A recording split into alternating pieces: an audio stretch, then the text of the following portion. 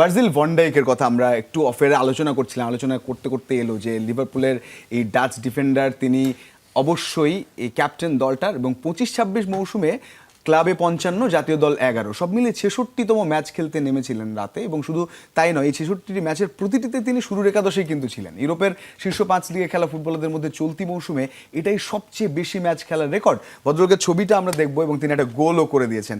তো এই যে মানে আমরা ক্রিকেটেও বুঝি, মাঝে মাঝে বলি যে ওয়ার্কলোড ম্যানেজমেন্ট, সবকিছু মিলিয়ে এই ছন্দ ধরে রেখে আবারও দলকে এরকম গোল করানো, ধারাবাহিক পারফরমেন্স, মানে আসলে ভ্যান ডাইককে দেখলে বোঝা যায়।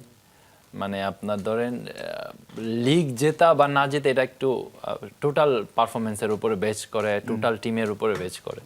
কিন্তু ভ্যান ডাইক মানে ধারাবাহিকভাবে আমরা তাকে ইংলিশ প্রিমিয়ার লিগের যখন থেকে সে জয়েন করলো, সে কিন্তু ইংলিশ প্রিমিয়ার লিগের বেস্ট প্লেয়ারও হয়েছিল, পরপর 2বার নমিনেশন ছিল।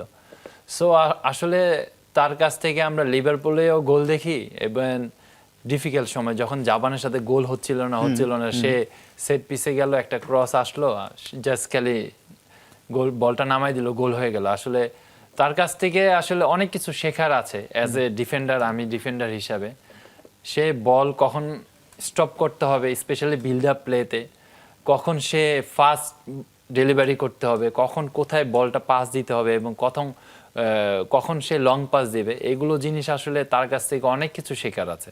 স্পেশালি প্লেয়ারদের মুভমেন্ট দেখে বা বডিটা কোথায় রাখলে ওর অ্যাডভান্টেজ বেশি হবে অপোজিশন থেকে, আসলে এই ব্যাপারগুলি সে খুবই মানে পারদর্শী এবং তার এই এক্সপিরিয়েন্স আসলে কাজে দিচ্ছে।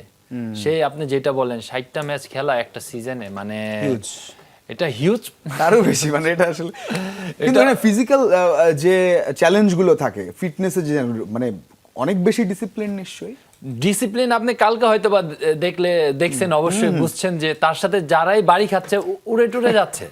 স্পেশালি জাপানের প্লেয়ার আমরা দেখেছি যে বডি তো ও এক নাম্বার বডি, তারপরে ইয়ার বলে তো ভ্যান ডাইক আসলে মানে নাম্বার 1। ইভেন এই লেভেলে এরকম পারফরমেন্স করা, কালকে ওই ধরনের গোলই করেছেন কিন্তু ক্লাবে যে ধরনের নিয়মিত করেন। আসলে আমি মানে খুবই ভালো লাগে সে যখন আসলে ফুটবল খেলে।